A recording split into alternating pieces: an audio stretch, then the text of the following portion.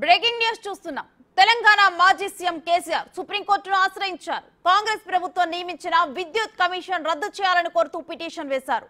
రేపు సీజేఐ ధర్మాసనం విచారణ చేపట్టనుంది. విద్యుత్ కమిషన్ రద్దు కోరుతూ గతంలో హైకోర్టును ఆశ్రయించారు. అక్కడ చుక్కెదురు కావడంతో కేసీఆర్ ఇప్పుడు సుప్రీంకు వెళ్లారు.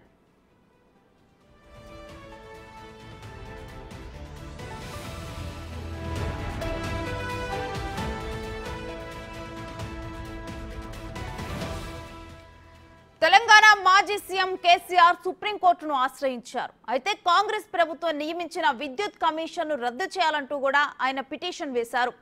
రేపు సీజేఐ ధర్మాసనం ఈ పిటిషన్ మీద విచారణ చేపట్టనుంది.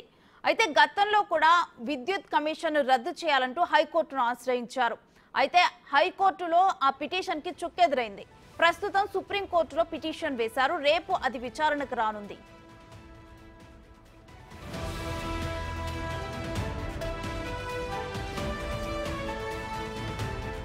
ఇదే విషయానికి సంబంధించి మరింత సమాచారం మా ఢిల్లీ ప్రతినిధి శివ అందిస్తారు. శివ, విద్యుత్ కమిషన్ రద్దు అంశం సుప్రీంకి చేరినట్లు తెలుస్తోంది. డీటెయిల్స్ ఏంటి?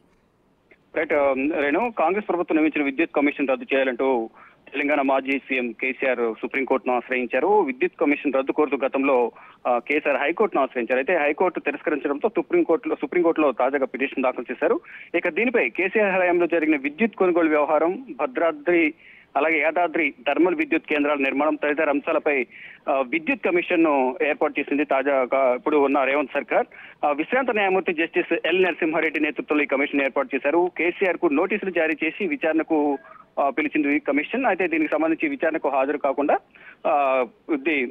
ఏదైతే కమిషన్ రద్దు చేయాలంటూ కూడా తెలంగాణ హైకోర్టులో పిటిషన్ దాఖలు చేసిన నేపథ్యంలో కేసీఆర్ దాఖలు చేసిన పిటిషన్ ను తెలంగాణ హైకోర్టు తిరస్కరించింది. ఈ నేపథ్యంలోనే సుప్రీంకోర్టును ఆశ్రయించారు. రేపు సీజీఐ ధర్మాసనం కేసీఆర్ దాఖలు చేసిన పిటిషన్ పై విచారణ జరపనుంది. Renu. Right, thank you Shiva.